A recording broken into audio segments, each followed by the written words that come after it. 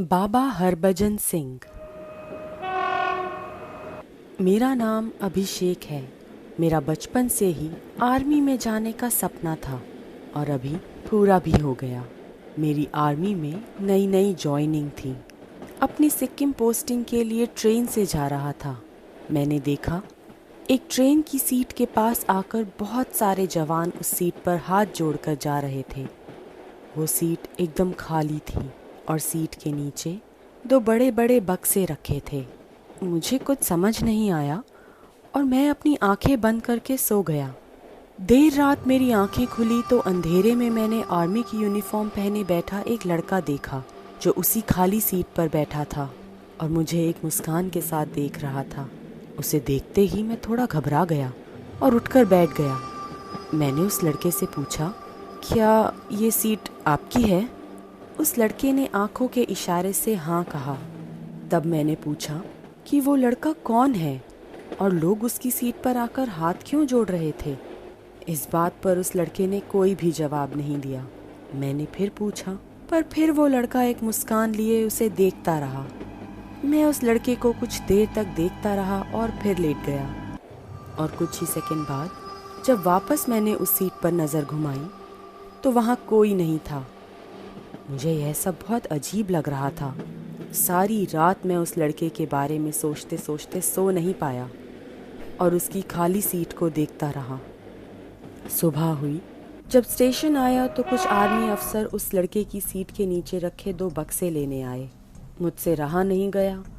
मैंने बाकी अफसर से उस लड़के के बारे में पूछा, क्या आप मुझे बता सकते हैं यह किसकी सीट है और सब जवान यहाँ हाथ जोड़कर क्यों जा रहे थे? आपकी नई जॉइनिंग है क्या? जी हाँ, उन अफसर ने बताया कि वो सीट बाबा हरभजन सिंह की है जिनकी 1968 में मौत हो चुकी थी। हरभजन सिंह ने 1966 में आर्मी ज्वाइन की थी और 2 साल बाद ही उनकी पानी में डूबकर मौत हो गई। 3 दिन तक जब तक उनकी लाश नहीं मिली तब तक बाकी फौज वालों ने उन्हें भगौड़ा घोषित कर दिया। पर एक रात वो अपने एक दोस्त के सपने में आए और उनका शव कहाँ मिलेगा वो बताया। जब आर्मी ने सर्च किया तो उनका शव उसी एग्जैक्ट जगह से मिला। तब से लेकर आज तक हरभजन सिंह फौजियों के सपनों में आकर उन्हें दुश्मन के प्लान के बारे में पहले से ही बता देते हैं। इस तरह वो इंडो चीन बॉर्डर पर 40 साल से इंडिया की रक्षा करते आए हैं। कहते हैं रात में पहरा कर रहे फौजियों की अगर आंख लग जाती है तो वो उन्हें चांटा मारकर सतर्क भी करते हैं। इतना ही नहीं, इंडियन आर्मी भी इस बात को मानती है कि उनकी आत्मा अभी भी बॉर्डर पर ड्यूटी कर रही है और उन्हें कैप्टन का दर्जा और बाबा की उपाधि भी दी गई है। उनके नाम का एक मंदिर भी बनाया गया है जहां उनका एक कमरा है।